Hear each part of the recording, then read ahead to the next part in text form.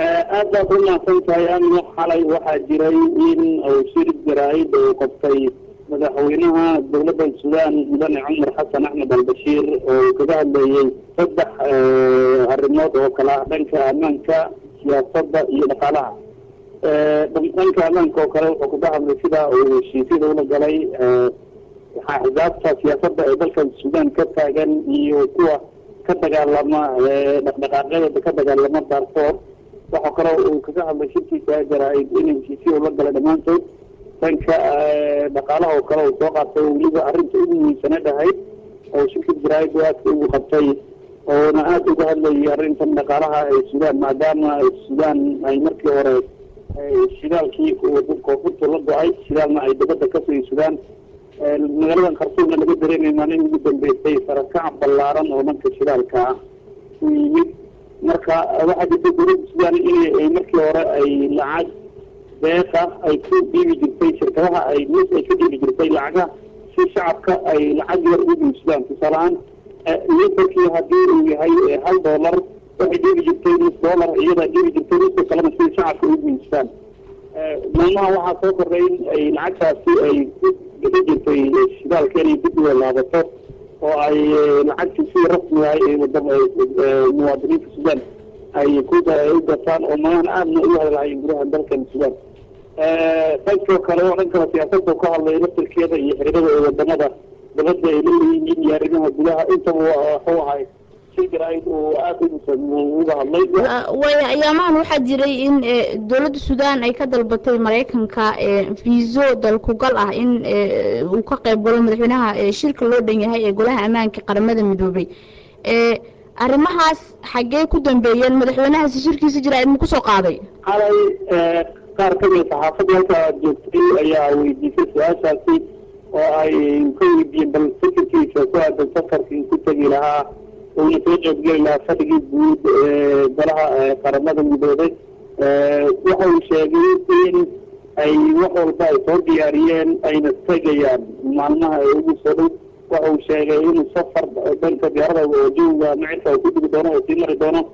dalkan maqrib kadibna xaggaas uu maraykanka tegi doono. wuxuu yiri fiisa annaga uma baahnin maraykanka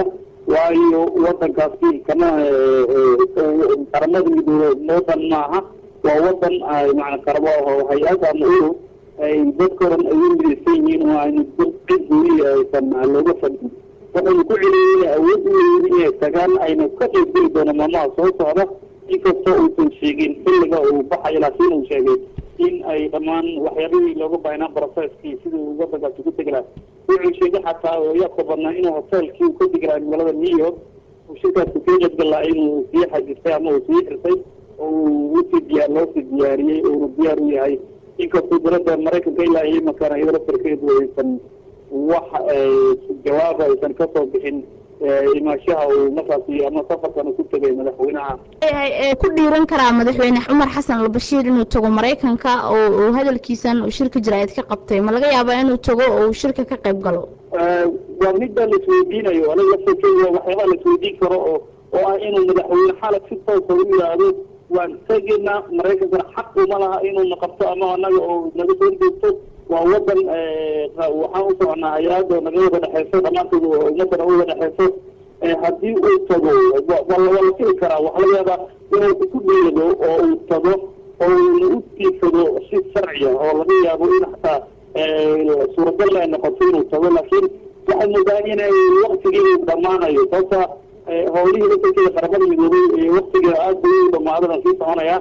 laakiin lama saadaalin karayo boqolkiiba laakiin markan madaxweynahana inkastoo uu lagu bartay albashiir inuu yahay nin mowqifkiisa uu militari yahay ayna adag yahay gaanaysna adag yihiin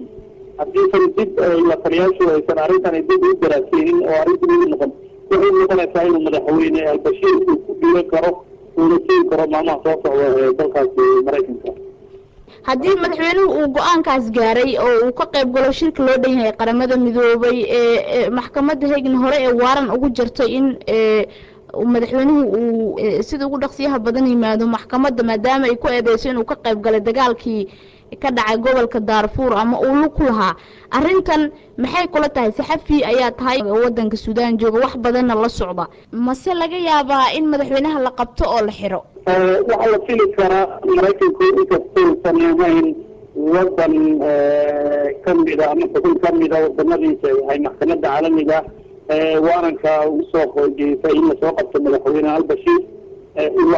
wadamadaasi ka mid maaha waa wadan ka madax banaan wuxuu aqoonyahay qofka madaxweynaha inuu xaggaasi sharaxaad ku tago inuu kaga soo laabto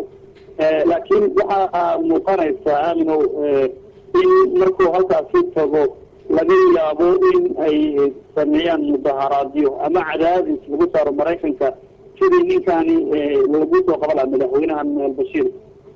waxay muuqanaysaa haddii xaggaasi ay tagaan in mudaharaadyo fara badan oo xuquuqda ayada u dooda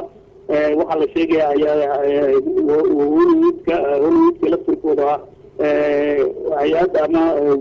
shirkad weyn oo u dooda xuquuqda aadanaha ee qaramada Mareykankana filmaanta ka sameysa qaar kamid ah u doodaan xuquuqda aadanaha inay arrintani kusoo qaadaan oo ay kusoo bandhigaan mudaharaadyo fara badan dowladda Mareykankana cadaadis weyn mudaharadahaas lagu saaro si ninkan uu soo xiri lahayd laakiin ma jiro qaanuun oranaya in ay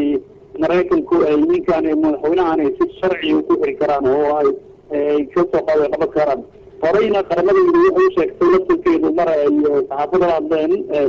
in uu xaq u leeyahay madaxweynaha al-Bashir inuu ka soo qayb galo shirkan marka waxay diinta waxay tahay haddii ay mudaharado dhacaan oo Mareykanka cadaadis lagu saaro ma dhacday oo suurtagal ma tahay in la qabto taariikhda marka fiiriso kale waxa jirta ka hor sidoo kale waxay sheegayaan in ay Mareykanka hore u dhacday in la qabto dambiyo noocan oo kale ah oo dambiyo wadareed ay geystay sidoo kale Mareykanka markay tageen la qabtay inkastoo aan la sheegin in la heer madaxweyne gaaray laakiin heer madaxweyne ka yar marka waxa la filayaa labada dhan waa la filan karaa dabcan madaxweynaha marka uu tagayo oo qorshahan go-aanka gaarayana si fudud umasina si diraasiyey uu sii ogaaday qaanuunkana uu ka fiijiyo iyo waxyaaba laga filan karayo xiriirka inkastoo dowladda Mareykanka marka la eego laftirkeeda iyo Suudaan oo xiriirkooda siyaasadeed aad u weyn yahay oo marka laga eego xilliyadii soo maray wuxuu sheegay ninka la yiraahdo in markii ugu dambeysay madaxweynaha Mareykanka ay xirmeen ay ahayd madaxweyne Bush oo ku telefoon ku hadleen kadibna aysan ahayn in xiriirkoodu aad u xumaa marka ma la filayo inay waxyaalo badan laakiin Maxamed hadalkan qadaantiisa laftirkiisa ayaa isweydiin mudan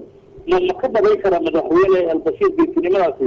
inta uu tago ma ku dhiiran karayaa oo halkaas inuu tago hadduu tagana maxaa laga filan karayaa maxaa dhici kara horta mudaharaado laba jeero waa dhacayaan laakiin